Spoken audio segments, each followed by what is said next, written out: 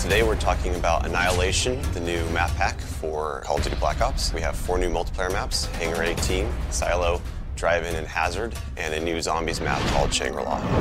Hangar 18 is based in the highly controversial Area 51, and it has a lot of Easter eggs that play up the conspiracy theory aspect. Hangar 18 is a medium-sized map. It has a pretty classic multiplayer gameplay structure. All the paths lead through and around the hangar. It kind of caters for all game types. You've got your close quarters going through the hangar. You've also got some sniper points as well. Strategically, you want to hold down the hangar. If you can work with your teammates to really control the 4 main flow points, then you're going to dominate the map.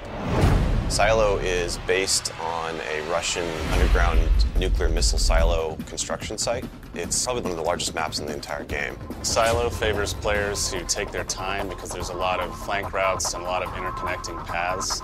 So players who are smart and use decoys and pay attention to the mini-map are going to be more successful. You can't really stick around in one place for too long because you're going to get shot from multiple angles. You really need to learn how to play the map, how the paths flow, and you need to stay on the move.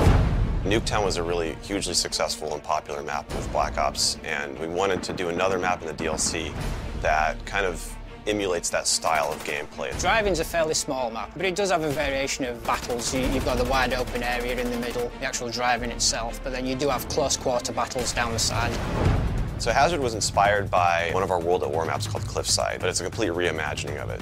We've actually turned it into a golf course. It's a great level. Hazard is probably one of the only maps in the game that focuses almost exclusively on long-distance engagements, and the long-range snipers and LMG gunners and assault rifle guys are going to have an advantage. You're definitely going to want to avoid the fairway if you're not a sniper and stick to the edges of the map where there's some more intense choke points and medium-range engagements.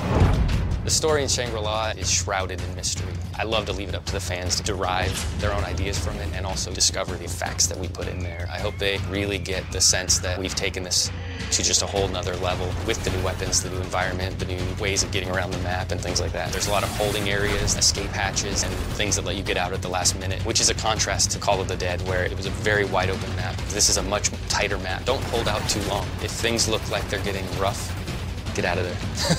It's time to go. With Annihilation, we had a goal that we really wanted to push the visuals in all the maps. Each map feels very unique from one another. They feel like the kind of maps that you just want to spend a lot of time in.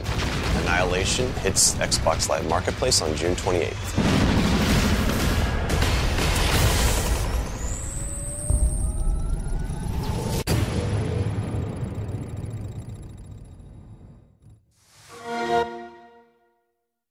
Get 5 all-new maps first on Xbox Live.